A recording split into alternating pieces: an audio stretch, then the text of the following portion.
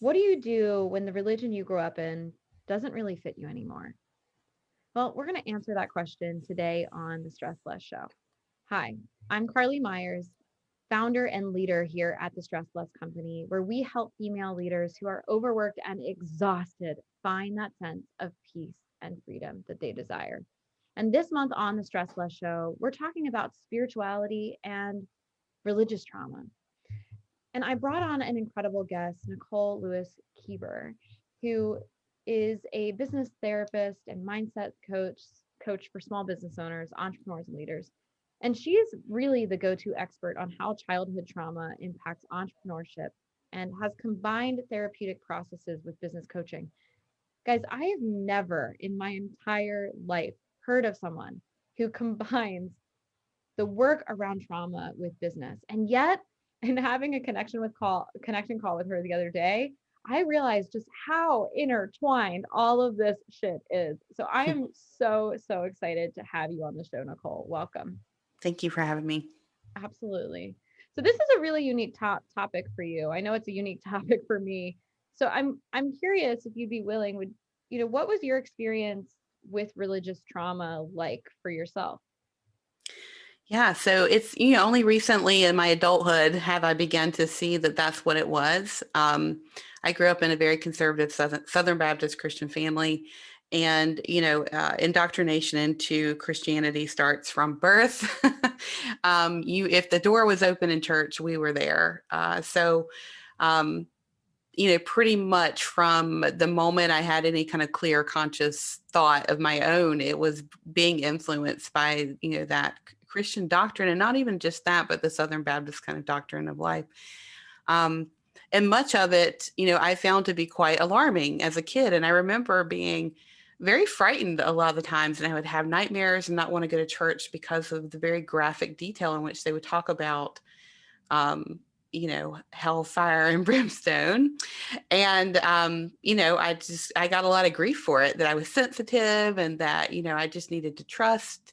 And when you have childhood trauma, like I do, just trusting is not such a great and easy thing to do. So, as I had to unpack that journey as an adult and unwinding the influence of that upbringing on me as a human being and as an adult, I had to really kind of figure out, do I reject that and do nothing, or do I unravel that, learn from it, unpack the trauma around it, and then find my own spiritual way? And that is what I decided to do.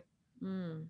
Yeah, you know what? I'm curious because we hear the word trauma a lot, and I hope I'm not putting you on the spot because we didn't talk about this ahead of time. But would you be able to define trauma for our listeners that are like, we hear the word a lot, but maybe we're not all on the same page? Yeah. Well, we'd be in good company. We don't really define trauma very accurately as a culture. We see trauma as like what we call big T trauma, which is kind of big event, catastrophic, maybe violence or, a natural disaster, or, things that are kind of big out of our control and instantaneous and kind of change our lives in many ways. But the truth is that there's so many ways to define trauma that are much less limiting than that.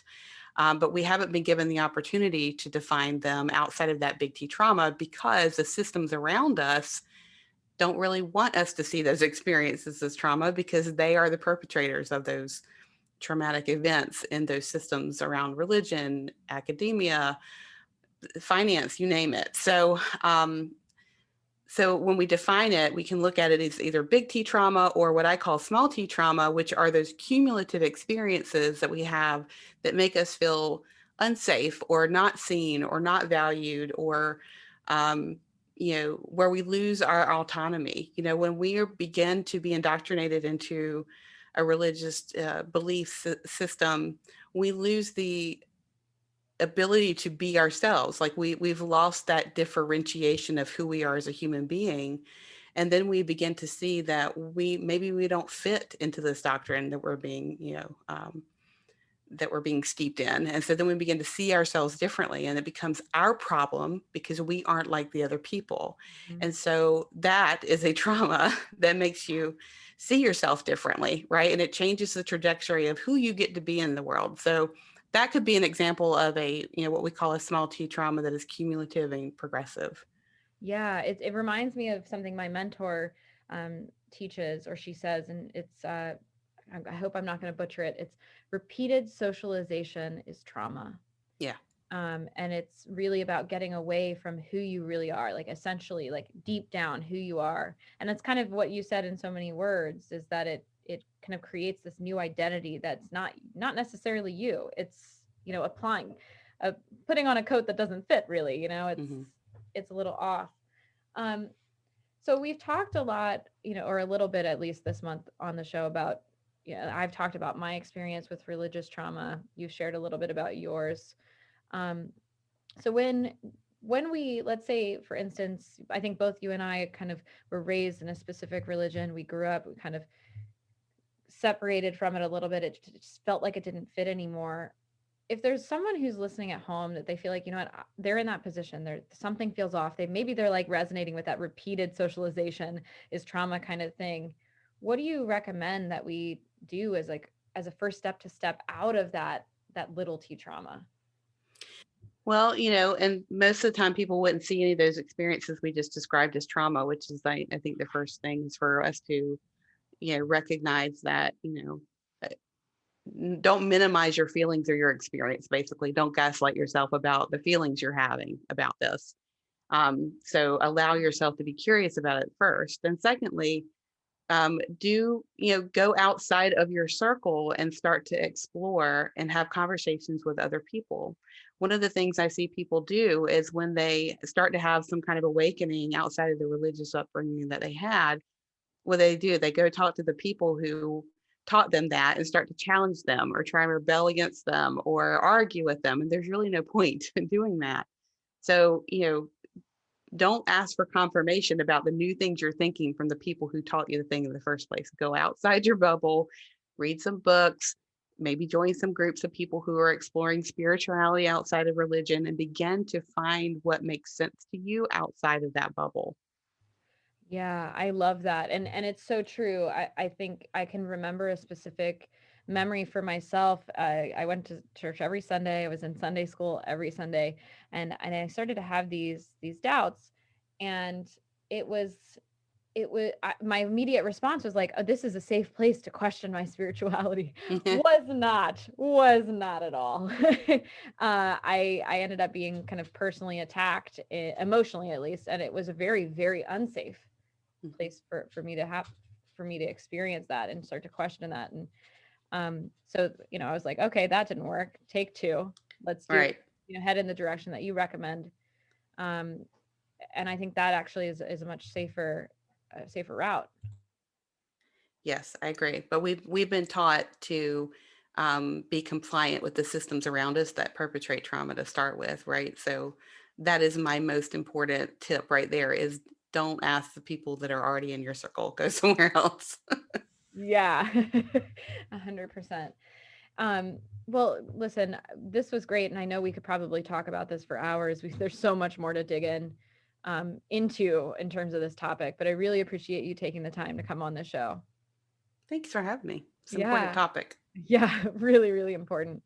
So, we want to know, let us know in the comments below, what resonated for you. Um, what resonated for you? Does the repeated socialization stand out, or is it not minimizing your feelings? For me, those are the two things that I heard today. Let us know in the comments below what really stood out for you. Now, if you're feeling overworked and exhausted, I've got some good news. The Stress Less Company works with high achieving executives, business owners, and managers just like you to find that sense of peace and freedom that they desire. And as a result of our work together, they not only learn how to deepen their spiritual connection, whatever that means to them, they also learn those tactical tools so that they can experience more free time, more efficiency, and more prosperity. Sounds pretty great, right? Well, you can apply for a complimentary stress assessment today to start the conversation about working together. Simply visit stresslessco.com/apply for more information and, of course, to apply. stresslessco.com/apply. Now, this concludes this episode of the Stress Less Show. I actually do want to give one last big shout out to our guest, Nicole. Thank you, thank you, thank you for coming on the show. Thanks for having me. Absolutely. Now, if you've enjoyed this week's episode, let us know by giving us a big old thumbs up and hitting that follow or subscribe button. Thanks for listening. Share if it resonated, and we will see you next week.